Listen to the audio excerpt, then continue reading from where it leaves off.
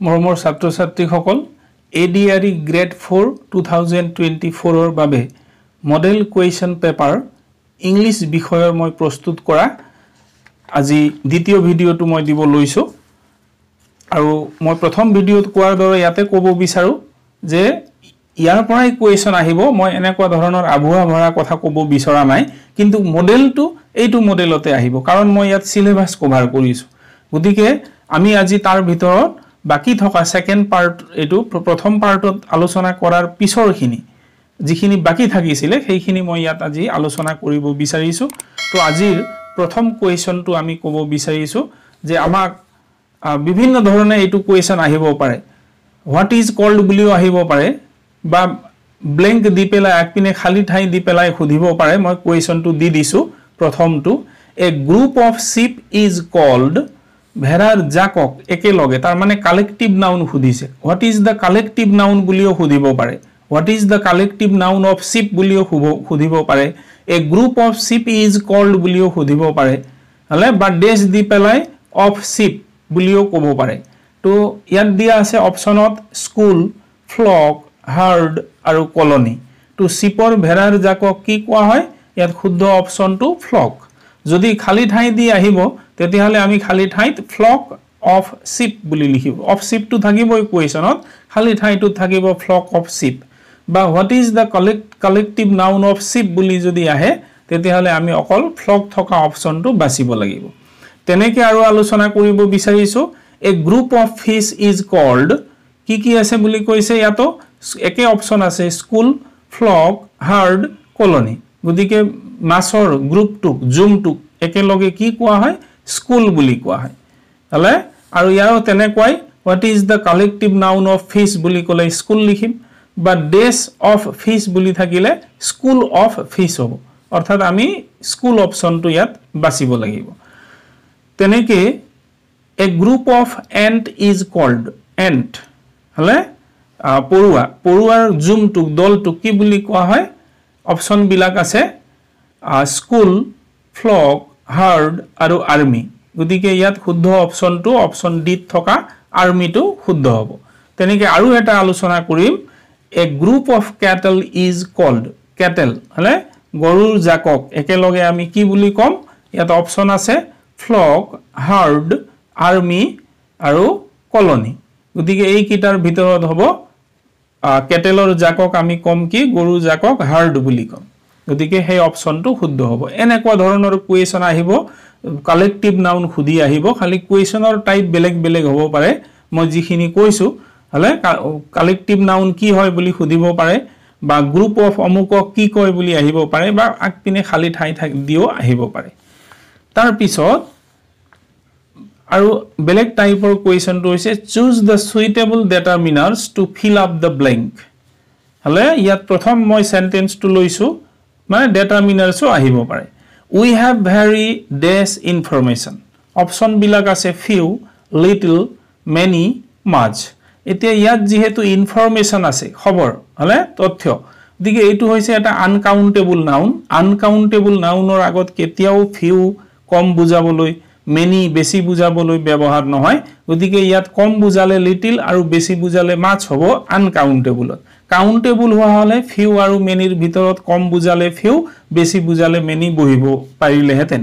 তো এই দুটাৰ ভিতৰত লিটল আৰু মাছৰ ভিতৰত যেহেতু ভেৰি শব্দটো আছে ইনফৰমেশন আমাৰ লগত একেবাৰে কমো হ'ব পাৰে বা বেছিও থাকিব পাৰে কিন্তু ইয়াত যেহেতু ভেৰি শব্দ আছে গতিকে ভেৰি লিটল হ'ব তো অপচন বি টো শুদ্ধ হ'ব তেনেকৈ dash guidance from you will be enough for me আপোনাৰ পৰা পোৱা অকনমান গাইডেন্স সহায় হলে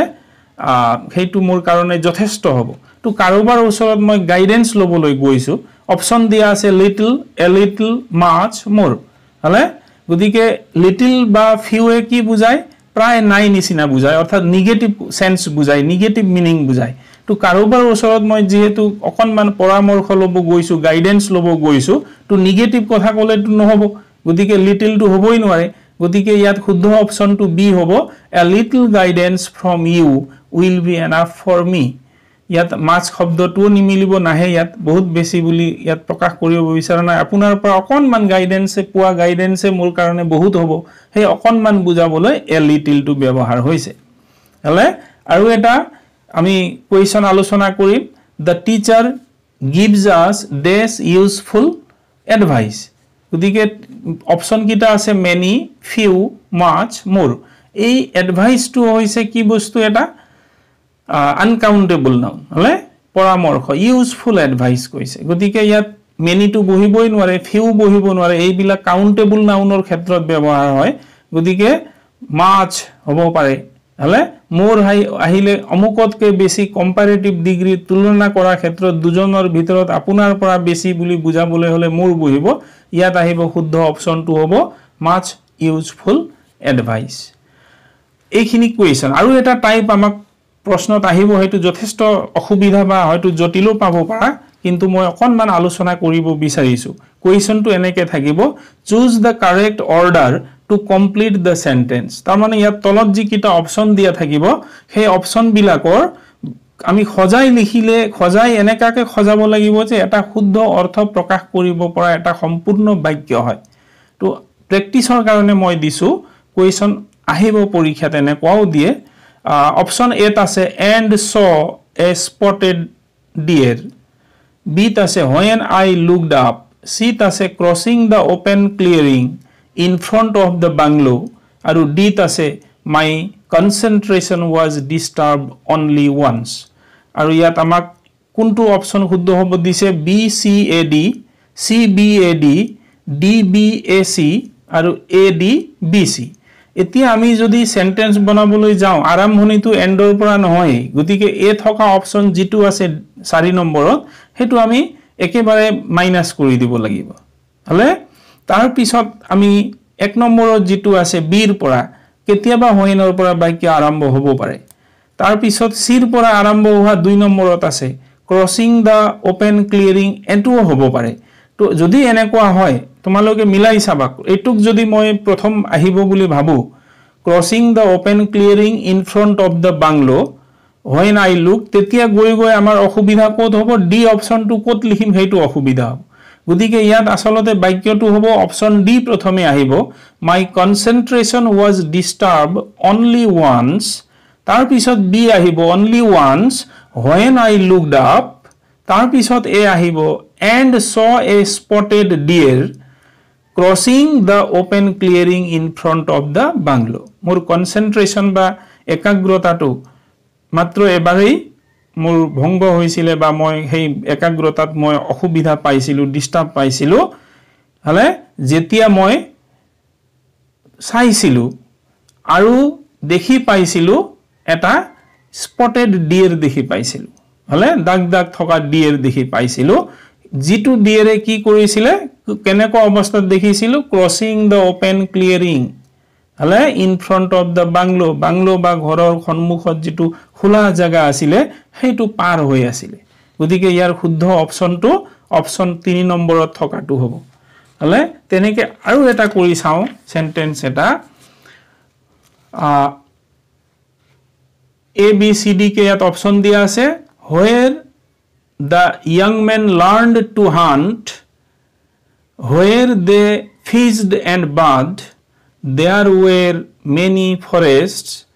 and 2 small rivers ইয়াত অপচন বোৰ দিয়া আছে B C A D C A B D D B C A C A D B এতিয়া where পৰা বাক্য আৰম্ভ হ'ব পাৰে খালি ডি অপচনটো প্ৰথমতে নাহে কেতিয়াও এটো 3 নম্বৰটো একদম হ'ব নোৱাৰে and 2 small আছে তো এই বাক্যবিলাকক মোৰ এনসাৰ কৰাৰ আগতে ভিডিওবোৰ গোটেইবোৰ প্ৰশ্নতে পজ কৰি নিজে প্ৰথমে আইডিয়াটো লগাব লাগিব তাৰ পিছত চাব লাগিব কিমানখিনি কৰিব পাৰিছো নে নোৱাৰিছো তো ইয়াত আহিব লাগিব প্ৰথমতে সোৱা সি আহিব there were many forests it আহিব where the young men learned to hunt and 2 small rivers where they fished and bathed এতিয়া আমি ইয়াত সি অপচনটো লোৱাৰ লগে লগে কি হ'ব সি অপচনটো লোৱাৰ লগে লগে many forests আছে ফৰ এতিয়া ইয়াত শিকা দুটা বস্তু আছে ইয়াং মেন সৰু ল'ৰা ছোৱালী বিলাকে কি শিকিব হান্ট কৰিবলৈ শিকাৰ কৰিবলৈ শিকিব আৰু কি কৰিবলৈ শিকিব বুলি কৈছে ফিস্ড এণ্ড বাথ য'ত তেওঁলোকে শিকাৰ কৰিব শিকিব আৰু বৰশী বাব বা গা ধুব সাঁতুৰিব শিকিব কৈছে এতিয়া ফৰেষ্ট আৰু ৰিভাৰৰ কথা কৈছে গতিকে যেতিয়াই আমি ফৰেষ্টৰ কথাটো আৰম্ভ কৰিছো দেয়াৰ ওৱেৰ মেনি ফৰেষ্ট সি অপচনটো লগে লগে এই অপচনত আছে হান্ট শিকাটো শিকাৰ শিকাটো গতিকে where the young man learned to hunt আকৌ কি আহিব and আহিব 3 নম্বৰৰ ডি অপচনটো and two small rivers ফৰেষ্টৰ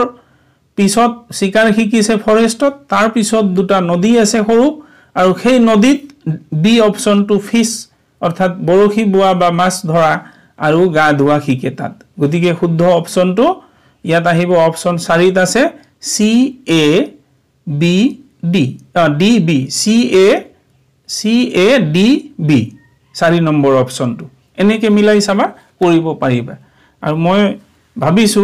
এনেকে প্ৰেক্টিস কৰি থাকিলে নিশ্চয় পৰীক্ষাত কৃতকাৰ্যতা লাভ কৰিব পাৰিবা এটোৱে আশা কৰি ভিডিওটো সামৰিছো থ্যাংক ইউ